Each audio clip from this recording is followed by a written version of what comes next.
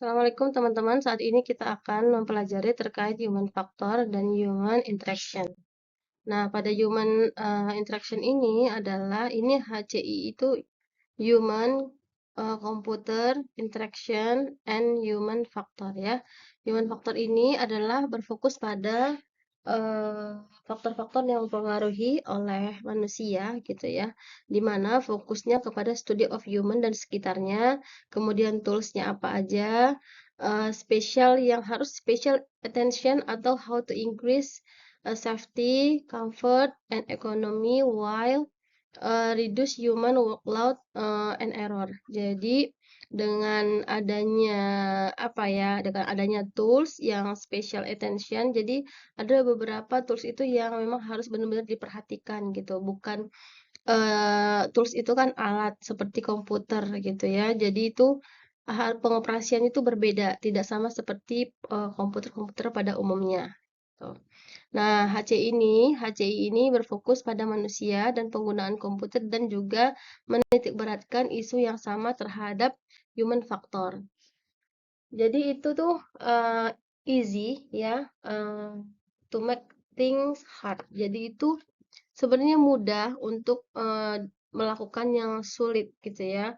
Tapi itu tidak sulit untuk membuat sesuatu jadi mudah. Jadi memang coba dibayangkan bagaimana komputer baru tanpa manual. Manual itu tanpa pengoperasian gitu ya, teman-teman. Jadi perlu dibayangkan bahwa komputer itu harus dilakukan modifikasi-modifikasi ya yang easy and comfort untuk manusia mengoperasikannya gitu. Jadi ini adalah human computer interaction, ini salah satu disiplin berkaitan dengan apa yang terjadi apabila manusia menggunakan komputer dan juga berkaitan erat dengan disiplin bidang faktor manusia ataupun human factor. Karena nggak mungkin ya sesuatu alat itu, mesin ataupun komputer itu beroperasi tanpa bantuan dari interaksi sama manusia. Nah, ini ada beberapa siklus ya, ada beberapa siklus HCI ini, ada satu computer science, economy and human factor, design, sociology and psychology, engineering ya, ethnography, cognitive science, psikologi, kemudian ada information security, kemudian speech language pathology. Jadi ini adalah siklus ataupun lingkaran dari human computer interaction. Jadi itu adalah semua ini berkaitan. Jadi mulai dari desainnya, dari semua ini saling berkaitan satu sama lain. Apa sih itu? HCI itu adalah lingkungan fisik pengguna bagi pengguna komputer. Jadi lingkungan fisik misal komputer ini gitu ya. Jadi kalau kalian sebagai HSE itu mau nggak mau pasti bersentuhan dengan komputer ataupun mesin gitu. Nah itu adalah interaksi kita di situ. Nah ada pengguna dan sistem komputer. Jadi ada beberapa. Kenapa kalian harus mempelajarinya? Mungkin kalian bukan yang mengoperasikan komputer tersebut, tapi kalian sebagai HSE harus tahu risiko-risiko apa yang bisa dimungkinkan ataupun interaksi apa yang dilakukan dan kalian bisa menilai di mana sih sisi resikonya, di mana sih sisi risiko ataupun faktor resiko yang mempengaruhi suatu pekerjaan itu gitu. Nah, kemudian ada software development and usability engineering, ada juga good design, ada usability testing, kemudian style of interaction, accessibility for people with disabilities, ya, user friendly, good HCI is all about good design. Jadi itu memang perlu desain yang bagus gitu ya.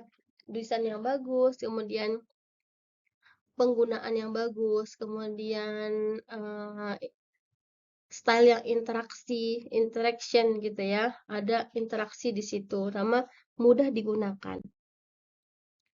Nah, apa sih manfaatnya ya untuk meningkatkan interaksi antara manusia dengan sistem komputer?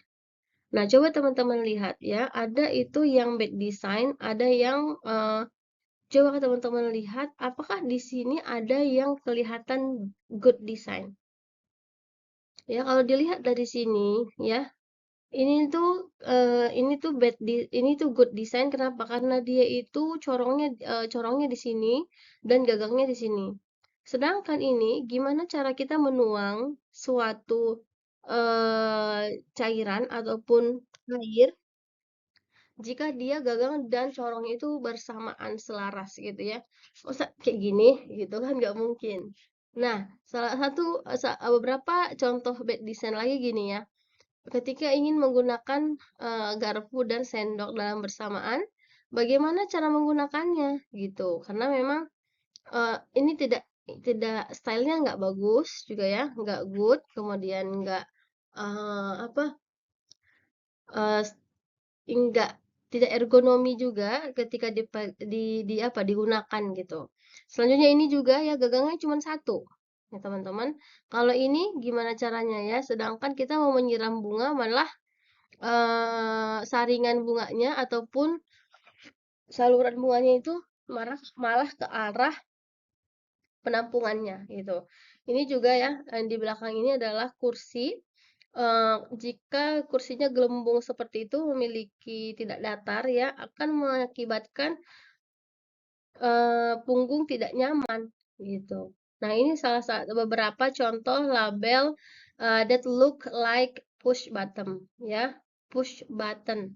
Jadi push button ini adalah yang menjadi kunci ya ketika teman-teman itu beroperasi ataupun melakukan eh, aktivitas ya di lingkungan kerja itu harus melihat label ini itu ada yang off ada yang star gitu ya paling yang baru-baru tuh R pass sama B pass tapi yang lain-lainnya udah sering lah ya teman-teman itu harus benar-benar ya karena apalagi dia memiliki tegangan tinggi itu harus berhati-hati ini ada beberapa types of push button juga teman-teman pasti ada yang pernah lihat ada yang udah sering ada yang baru ya ini beberapa contoh aja. Nah, ini juga apakah ini ergonomic brush? Ya, ini bisa dilihat teman-teman. Dia itu memiliki desain-desain ya yang membuat dia itu berbeda. Tapi apakah dia ergonomi sebenarnya gitu ya? Itu ada beberapa desain yang dilakukan untuk kemudahan dalam sikat gigi gitu. Misal ini sikat gigi ini fungsinya apa? Ya, apakah bisa enak menggunakannya? Apakah nyaman? Gitu. Nah, ini juga biasanya ini ada push buttonnya juga ya. Dia ada stop kontaknya gitu untuk ada kan sikat gigi yang gini doang terus dia muter-muter sendiri. Nah, itu desain-desain seperti itu dilakukan ya untuk mereka-mereka yang memikirkan ergonomi pada suatu benda gitu ya ataupun suatu mesin ataupun komputer gitu. Jadi kita sebagai HS itu juga memiliki menilai ya, memiliki eh, apa sih inner detektif gitu apa sih eh memiliki ke apa namanya ke detektifnya itu seperti tidak apa ya tidak menerima aja gitu ya ketika ada suatu benda dengan desain tertentu apakah jadi kita harus menganalisis harus kritis dipaksa kritis gitu untuk menilai sesuatu itu apakah dia ergonomi apakah dia sesuai standar atau tidak. Nah, prinsipnya itu adalah konsistensi, stability, use of metaphor, ya, aesthetic integrity, direct manipulation, see point, feedback, forgiveness, user control, clear dan simple. Adapun faktor manusia itu berkenaan dengan fisiologis manusia dan juga ciri-ciri fisiologi manusia. Di mana ergonomi itu ilmu yang berkaitan dengan lingkungan dan juga menjadikannya lebih nyaman ya, lingkungan misal meja, ya, kursi gitu. Ketika itu kita gunakan nyaman ya itu ergonomi gitu ya. Itu juga siapa sih yang bikin peralatan di lingkungan kita ya manusia itu sendiri. Jadi manusia itu juga misal desain furniture, furniture ya, peralatan gitu ya, itu juga harus harus mempertimbangkan ergonomi harusnya bukan cuman desain estetik dan sebagainya. Nah, perlu pengambilan faktor-faktor yang mengira tersebut pengira tersebut dalam reka bentuk dan pembangunan sistem manusia dan mesin. Oke, ada beberapa faktor ya. Faktor manusia itu akan memberi kesan kepada manusia bagaimana berinteraksi dengan komputer dan dan isi-isinya, gitu ya. Jadi faktor manusia itu tentu dia itu memiliki interaksi yang cukup intens dengan suatu benda, suatu mesin, suatu alat, suatu komputer itu. Jadi itu ada beberapa faktor yang mempengaruhi ya. Dan yang pertama itu fisiologi. Fisiologi itu fisik dan keupayaan. Fisiologi itu dari fisiknya itu mudah nggak digunakan, ramah nggak, ada nggak push buttonnya itu sesuai color nggak gitu. Kemudian ada kognitif ya, pemikiran, penelaahan dan penyelesaian masalah. Jadi di situ juga kita sebagai HSE itu melakukan apa ya, analisis di situ, analisis, kemudian melakukan penelaahan, ada nggak kira-kira faktor-faktor resiko, ada nggak kira-kira eh, masalah-masalah yang mungkin muncul gitu ya dalam interaksi antara manusia dengan komputer gitu ataupun dengan mesin tadi. Kemudian ada perception di bagaimana manusia menerima ataupun perceive apa input dan diperoleh dari panca indera. Jadi bagaimana manusia itu melihat dan persepsinya. Jadi kan kita melihat sesuatu, misal kita lihat ember di atas gayung. Gimana tuh? Ember di atas gayung. Jadi gayungnya di bawah, ya. Jadi kita itu memiliki persepsi dong, memiliki kenapa itu ember di atas gayung? Misal, harusnya kan gayung itu di dalam ember, gitu. Jadi kan ada sesuatu, apakah itu desain tertentu ataukah itu untuk apa gitu. Apakah bocor? Karena ada bocor terus gayungnya ditaruh di bawah ya kan untuk menampung beberapa air yang tersisa gitu. Jadi itu panca indera kita di situ beroperasi menggunakan analisis gitu ya untuk menilai tadi faktor manusia tadi. Kemudian ada juga apabila mereka membentuk, penting untuk memahami kegunaan, usability, dan limitasi tentang apa yang dibangun. Sepertinya sih eh, tadi ya, misal sebuah mesin gitu ya. Jadi itu kita perlu memahami kegunaannya ya. Kemudian keterbatasannya apa gitu. Jadi jangan memaksakan sesuatu benda bukan pada fungsinya gitu sih.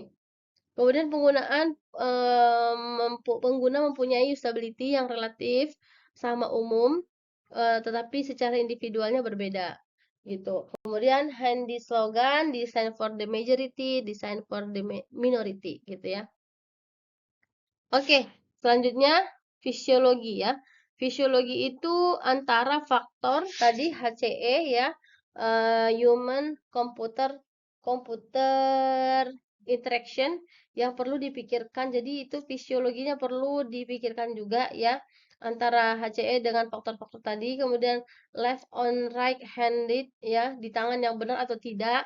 Kemudian bagaimana mereka itu merespon ataupun fungsi dari mesin itu bisa nggak merespon kita ketika memencet sesuatu, ketika mengoperasikan sesuatu gitu. Kemudian bagaimana pergerakannya kan banyak mesin-mesin itu. Ada yang stand, ada yang apa? Ada yang tetap dilihat gitu, ada yang mobile kan. Banyak kan misal jenis-jenis alat transportasi mungkin ya di sebuah pabrik ataupun apa gitu untuk membantu memudahkan mengangkat barang dan sebagainya itu kan banyak tuh. Apakah itu apa ya memenuhi penilaian fisiologinya atau tidak gitu. Ini juga ada umpan balik ataupun kriteria-kriterianya. Ada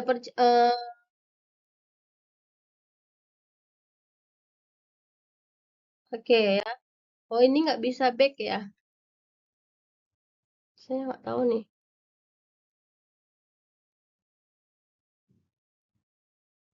Oke, teman-teman, ya selanjutnya adalah perhatian, perlu diperhatikan fokusnya.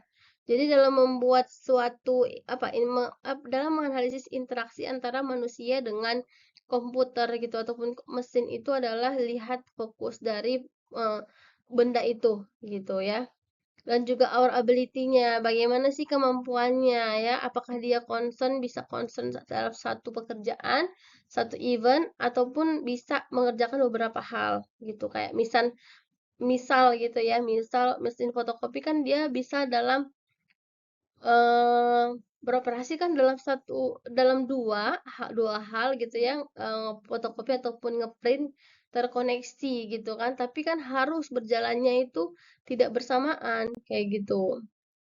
Ada memorinya juga perlu diperhatikan teman-teman. Sebenarnya kita ini tidak membuat komputer, tapi kita mempelajari interaksinya, ya, interaksi dengan manusia. Jadi kita sebagai HSE itu paham betul jika punya karyawan yang memang memiliki kemampuan di situ, gitu ya, memiliki pekerjaan di bidang itu. Gitu ya. Ini ada Easy CD Writer ya. Ini beberapa contoh alat-alat yang digunakan CD gitu ya untuk writer. Ini kalau di bagian di perusahaan-perusahaan tertentu mungkin nggak dibutuhkan, tapi kalau di perusahaan-perusahaan produksi film ataupun apa gitu ya, musik gitu ya, bisa jadi mereka membutuhkan CD ini. Oke, ini masih perception ya. Tadi kan ada 3 soalnya dia. Oke, auditory ya, penggunaan sound gitu ya. Kemudian bersuara, berfungsi dengan baik, kayak gitu ya. Bisa disentuh, gitu juga ya. Dan yang terakhir adalah persepsi ukuran ya. Itu juga perlu, kalau kita sebagai HSE nggak perlu ya mendesain ataupun bentuknya gitu ya. Sebenarnya nggak perlu ataupun ukurannya, tapi kebermanfaatannya tadi yang perlu ditinjau gitu ya, ataupun diteliti, ataupun jadi seberapa besar sih dampak, sebenarnya kita sangat simpel, seberapa besar bukan hal, fungsi yang diberikan gitu ya, kemudian bagaimana mengoperasikannya, apakah memberikan faktor-faktor interaksi yang tidak baik tadi ya, ataupun ergonomi tadi, kalau memang itu sudah memenuhi syarat harusnya sudah bisa gitu. Mungkin ini saya sama depth perception tadi masih sama ya teman-teman. Mungkin itu aja atas penjelasannya. Silahkan teman-teman eh, menonton video ini dan melakukan meringkas ya, meringkas materi ini dengan pemahaman teman-teman, kemudian memberikan pertanyaan-pertanyaan di eh, folio ya, kertas folio yang menjadi tugas teman-teman. Terima kasih atas perhatiannya. Assalamualaikum warahmatullahi wabarakatuh.